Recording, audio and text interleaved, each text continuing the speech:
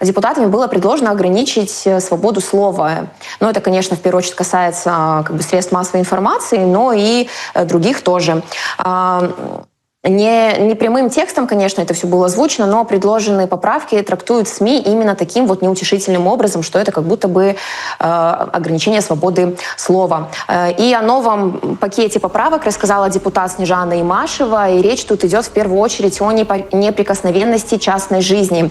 Это статья 18 Конституции. Так вот, в этой статье будет усилена норма о неприкосновенности частной жизни. Будет добавлена формулировка «защита персональных данных от незаконного сбора, обработки и использования, в том числе с применением цифровых технологий». Предлагается прямо указать, что честь, достоинство, доброе имя и общественная репутация человека охраняются законом. Также было предложено уточнить границы свободы слова. Нельзя посягать на честь и достоинство других людей, духовно-нравственные ценности общества и общественный порядок. Также будет расширен перечень запретов на пропаганду и подстрекательство к насилию, войне и розни. Но при этом, как добавила депутат, запрет цензуры остается самостоятельной гарантией.